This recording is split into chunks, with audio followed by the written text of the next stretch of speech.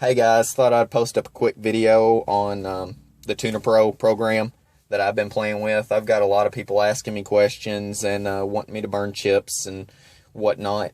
Chips are great.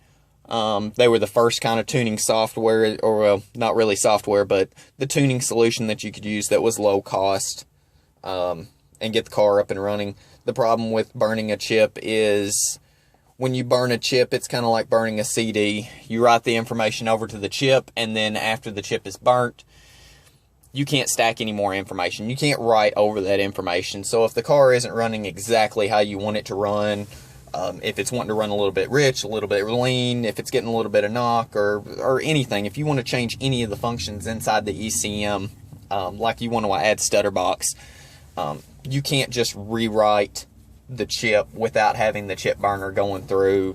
You have to pull the ECU out of the car. You have to remove the EEPROM chip. You'll have to put it back in the burner. You'll have to wipe the information, rewrite the information. It's just a big pain in the ass. So I'm using the Ostrich 2.0. The Ostrich 2.0 plugs in place of the EEPROM chip with a ribbon cable. It then moves the EEPROM chip outside the ECU. I've got it stashed in my glove box right now, and I can hook it up to a USB cord. If you don't have a laptop, you can use a desktop. All you have to do is unplug it from the ribbon cable, take it inside, write your tune, burn it to the Ostrich, take it back out to the car, plug it in, and you're good to go again. So using the Ostrich is way better than using a chip, just for the simple fact that if you want to change anything on the tune, you can do that without having to remove the ECU from the car, remove the chip out, wipe information, go through all those steps. So, without further ado, we will jump into the tunerpro program. I've already got my XDF and my binary file loaded up here. The XDF is basically like a phone book, and the binary file is like a city. If you want to find a spot in the binary file, you use the XDF to find out what location that the information is wrote at. So if I wanted to know exactly where the rev limiter code was, I would highlight the rev limiter here. I would hit F2, and it's going to tell me that the address in hex was at location DD37, and it's a 2-byte file size, so I know that it's going to be 4 digits, or it's going to be 2 groups of numbers. From here, I can open up the hex editor. I can go into the binary file and scroll down to the DD30s, which is over here on your left. This is your addresses. Scroll down to here. If I can find it, it's all the way towards the bottom of the chip. Delta, I'm looking for it. It's a little time consuming, but once you get the hang of it, it's pretty easy. And delta, you go over here to the 37, your cursor size delta 37 there, and you're going to see that the hex reads 01F4. I know that stands for 7500 because I've been playing with this for so long. The stutter box code is actually wrote right here. The 39 is a return to subroutine. It's basically telling the ECM at the stock rev limiter location, it needs to look at this address, it reads this line of code, it finds out if the car is moving or if the car is stopped. If the car is moving, it uses a 7500 rev limiter. If the car is stopped, it skips over and it uses this 04E2. 04E2 in hex stands for 3000 RPM. That's what I have my stutter box set at. So if I change out stutter box over here on the parameter tree from 3000 to say 4000, I would see this 04E2 change over to a 02 Echo. Echo, I believe, stands for 5000. I can't remember what 4000 stands for. But you could change it and learn for yourself. It's not a hard program to use by any means. It doesn't have a hold your hand interface like DSM Link does, but it does the job pretty well for 170 bucks versus 500 for DSM Link. The best part about this is you can make the ECU do anything you want it to do. If you want to use the factory boost control solenoid to activate nitrous or water meth, or if you want it to, I don't know, turn on and off your EGR, you can write it in this binary file right here, and it will do whatever you want it to do. So I'm going to show you that the car will start up with this program. I've already got it rolled up into the Ostrich. Like I said, this car is a 6-bolt lower, 7-bolt head swap. I'm using a 1G cast, 650cc injectors, Evo 16G turbo. I'm still on factory side mount, and I do not plan on going to a front mount. I want to get every available horsepower out of this car with a factory side mount that I possibly can on an 8th mile run. I know everybody's told me, you should go to a front mount, you should go to a front mount. It's a personal preference. I'm basically doing this car to run on a budget. I'm showing that it can be done if you don't have a lot of money, but you have the will and you do a little bit of research. You can make any car run just as good as someone that has a lot more money and fancy parts with some of the stock stuff.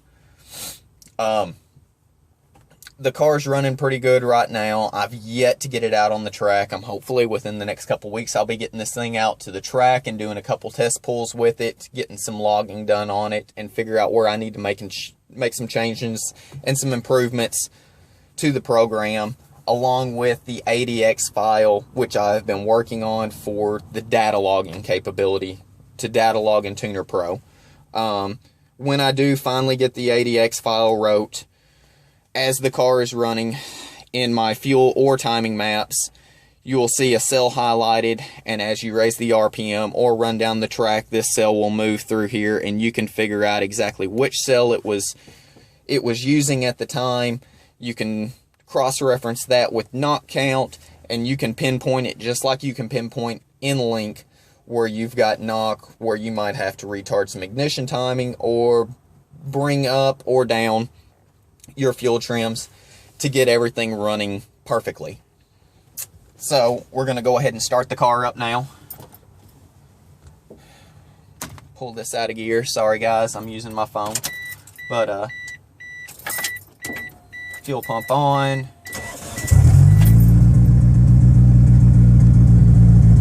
Right now I'm running an open downpipe.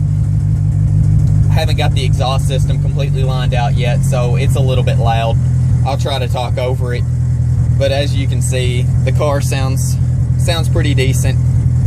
The stutter box is working. I'm running 650cc injectors right now. It fires up, idles very, very smooth. I could probably play around with the STFTs a little bit and get it running a little bit better, but for right now and just testing purposes, it's running really decent. I'll show you that the stutter box is working. My stutter box is set up for 3,000 RPM. So anytime you hold down the gas pedal with the car not moving, your rev limiter will be at 3,000. So we're going to stutter this off at 3,000.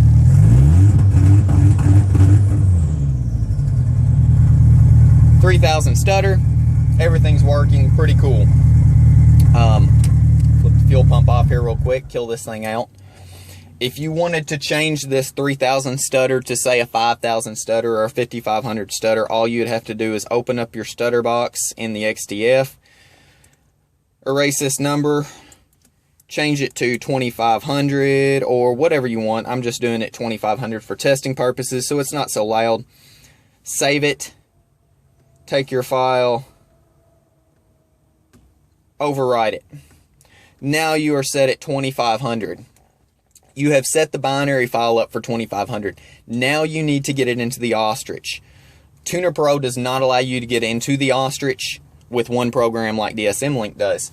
With tunerpro, you have to use their utility file. You download that for free off their website. Open that up, tell it to run, and now this is the program we're going to be using to actually add the tune. Hook up the supplied USB cord before you open the file. You heard the little beep. That means that the hardware is actually detected. You'll scroll up here to the top. You'll tell it you want to write a file to the emulator. You will want to pick your file that you're going to be using and then execute. After it loads up, it'll beep at you again and say operation is complete. If you want to double check your work and make sure that it wrote the correct file, all you have to do is verify emulator RAM with the file that you have selected. Hit execute again, and it will tell you right there at the bottom of the screen whether it matched, or if it did not match, then it did not write the same file that you had selected to the emulator. So now that the file is selected and we've got that loaded up in the Motes Ostrich, I had it set at 3,000 RPM. We'll kick the fuel pump back on. We'll start the car back up, and I'll show that the change has been made. I will rack off the stutter box again, and we should hear a 2,500 RPM stutter box instead of a 3,000.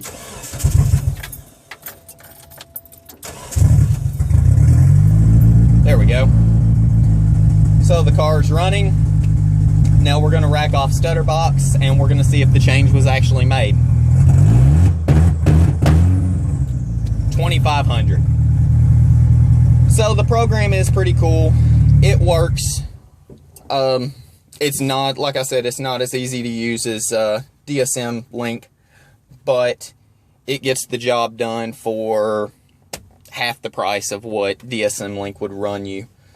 There's a little bit of a learning curve on it, but if you stick with it long enough, there's a lot of information out there for 1G guys. So any 1G guy wanting to use this, the information's out there, and it's pretty easy to pick up on.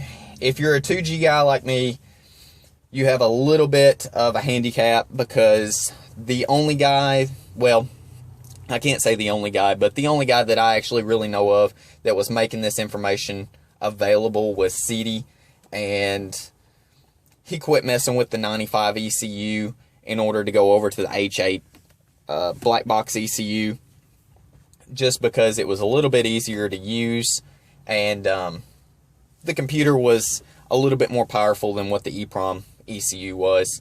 But he did do a little bit of work before he quit messing with it, and that's where I've got a lot of my information from.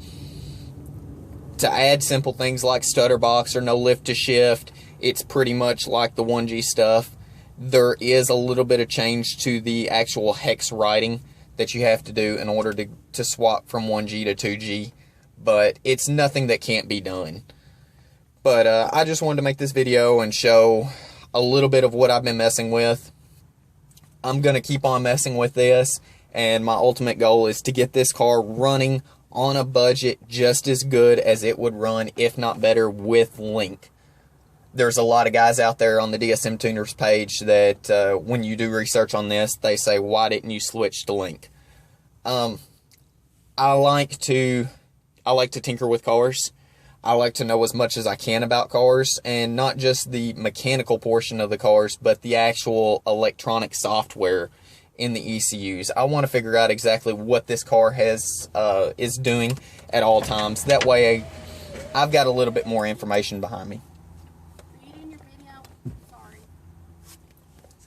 Sorry.